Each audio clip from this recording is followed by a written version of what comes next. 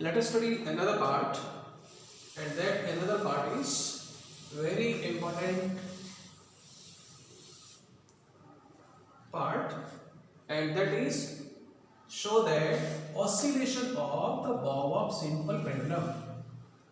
Oscillation of the bob of simple pendulum are SHM. Simple pendulum तो है, it is a heavy point मास, ये होगा heavy point मास, छोटा सा होगा लेकिन हैवी होगा, छोटा सा इसलिए इसको नाम दिया पॉइंट, हैवी है इसलिए इसको नाम दे दिया heavy point mass, suspended to a rigid support with the help of light means massless and inextensible string. तो ये वाली पोजीशन इस बॉब ऑफ पेंडुलम की जो है इसको हम बोलते हैं मीन पोजीशन। यहां से बच्चे हम इसको डिस्टर्ब करेंगे तो बॉब ऑफ पेंडुलम यहां से जाएगा इस तरह से, ठीक, एंड एक्सट्रीम पोजीशन के ऊपर जाकर के due to inertia motion, sorry due to restoring force, it will be pulled back towards this mean position. अब इस एक्सट्रीम पोजीशन के ऊपर जब बॉब ऑफ द पेंडुलम होगी तो उसके ऊपर कौन कौन से फोर्सेस एक्ट करेंगे? एक तो इस स्ट्रिंग में टेंशन, ये टी डैश, एंड दूसरी फोर्स कौन सी एक्ट करेगी? Vertically downward due to effect of gravity, weight of the bob of pendulum act करेगा due to effect of gravity downward. इस एंगल थीटा के लिए मैं इस वेट mg को ब्रेक करूंगा इन कंपोनेंट्स, ये और ये दोनों एंगल कैसे कॉरस्पॉन्डिंग एंगल है।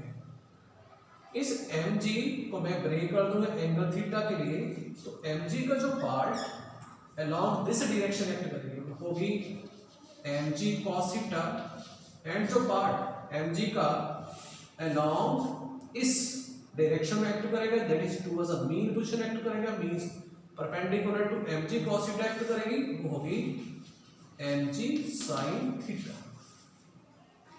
ये वाला जो mg sin थीटा वाला पार्ट है ये क्या करेगा? इस बॉब ऑफ द पेंडुलम को एक्सट्रीम पोजीशन से खींच करके लाएगा towards the mean position. So that's why this mg sin theta it will provide restoring force. mg sin theta जैसे कि डायग्राम में एक्ट कर रहा है towards the mean position, so that's why this mg sin theta ये provide करवाएगी Bob of the pendulum को mean position की तरफ वापस आने के लिए restoring force, and because of that restoring force बच्चे mg sin थीटा कंपोनेंट, ये mg sin थीटा mg का पार्ट है, ये एक्ट कर रहा है मीन पोजीशन की तरफ, इसलिए ये वाला पार्ट इस बॉब ऑफ द पेंडुलम को, बॉब ऑफ द पेंडुलम ये इसको प्रोवाइड करवाएगा restoring force.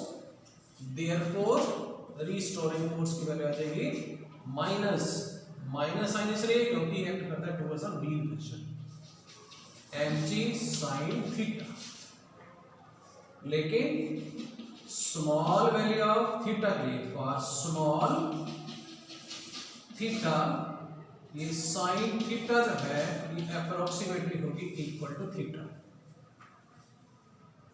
And theta is what? Angle, और एंगल क्या होती है? Arc over radius. रेडियस क्या चीज आ जाएगी? Length of pendulum. कितनी लेंथ है ये? Let it be equal to l, and arc होगी यहां से लेकर के यहां तक, and that we will take as y। तो थीटा की वैल्यू यहां से कितनी आ जाएगी बच्चे? Theta it will equal to arc that is y over radius, radius is l। So because of that यहां पर ये sin थीटा की वैल्यू अप्लाई कर दें, देयरफॉर f की वैल्यू कितनी आ गई? Equal to minus mg sin theta, theta के इक्वल है, एंड थीटा की वैल्यू ये वाली आ रही है y over l, and due to inertia of motion f की वैल्यू कितनी होगी? ma,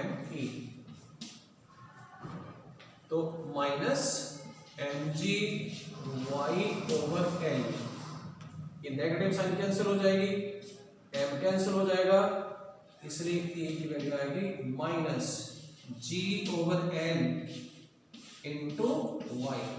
late it B equation number 1.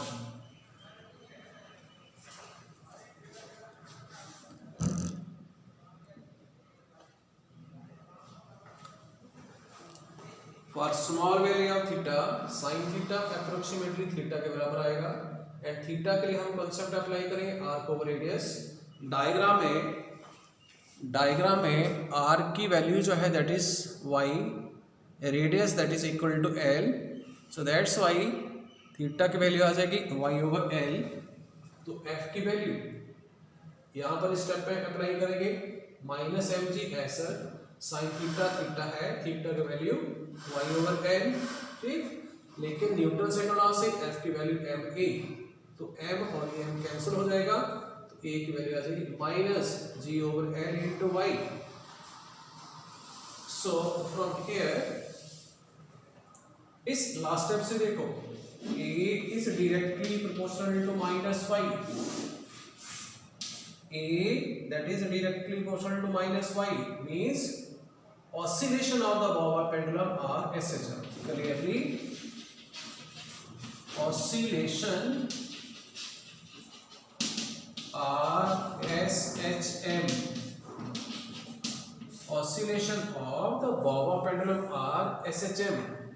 अब इस एक को हम चेंज कर देंगे क्योंकि हमने time period of the Bower pendulum find करना है, तो ए को चेंज कर देते हैं. इतना तो प्रूव कर देगा कि ऑसिलेशन एसएचएम होगी. What in SHM? What in SHM A is equal to minus omega square y. तो A equal to minus omega square y equation number 1 में अप्लाई करो. 14 इक्वेशन 1.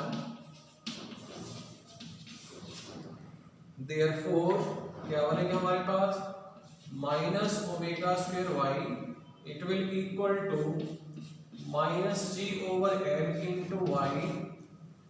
तो ये नेगेटिव साइन कैंसिल हो गया, वाई की value cancel होगी. So from here इस लास्ट स्टेप से ओमेगा स्क्वायर ये आ जाएगी equal to g over l means omega ये आ जाएगी हमारे पास under root of g over l. Omega is what 2 pi over capital T square root of g over l. So you find out the value of capital T that is the time period. Therefore capital T that is time period of Bob of simple pendulum. ये आ जाएगी हमारे पास capital T equal to square root of L over G.